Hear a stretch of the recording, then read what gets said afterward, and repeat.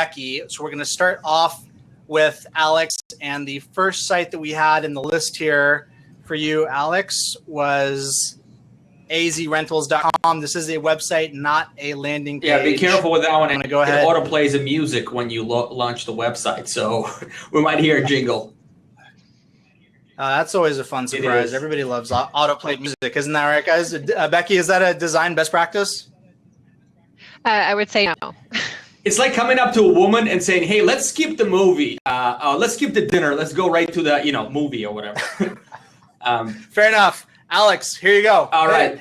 Let's go ahead and talk about azrentals.com. So number one, by the way, Mike, that was phenomenal reviews. I've actually learned a couple things. Very nice. Thank you very much. So couple things here. Number one, the music autoplays. It's actually a pretty good jingle for the radio, but I would not presume that on my visitors because somebody could be reviewing this at work. Somebody's, a child might be asleep and they're trying to, check into your property management services and you play a jingle, all full on volume onto them. So that's a no-no.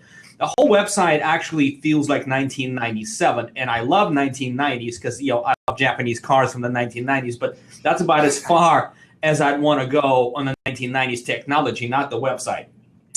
One thing biggest problem I have with this right off the bat, and I'm not even. This is beyond picking colors and being picky on specific text, right? This is the one thing I see the biggest mistake here right off the bat is the rentals.com link. Rentals.com link is so prominent that you almost saying to your visitors, hey, leave this website, go to rentals.com. It's better over there, right? Or Handyman Daily. Handyman Daily, and I figured out by clicking that's probably their business as well. So that's their second arm of the property management company, which is fine. But again, this is very unclear. And one other thing is when you click on the map to try to find a home for rent, it takes you to this long form that has so many different drop downs. I mean, it's just hard to know what to do here. And, with this one, I would just call PMW and get a new website. I mean, it's really not much else to say.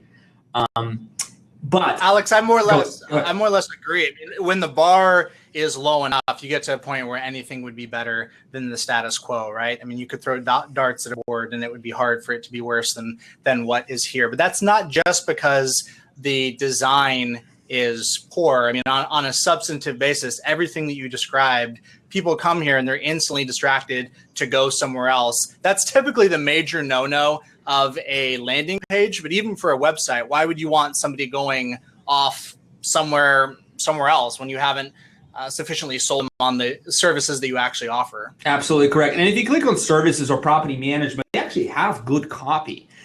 These guys know what they're doing in terms of the property management itself. They just don't know how to forecast it to, broadcast it to the public. So the copy here is pretty good, but it's just very distracting. The same that all these links on the left are not helping anyone. And I think that's all I got to say about this one. I think we can move on. Fair enough. All right. So Becky, I'm going to bring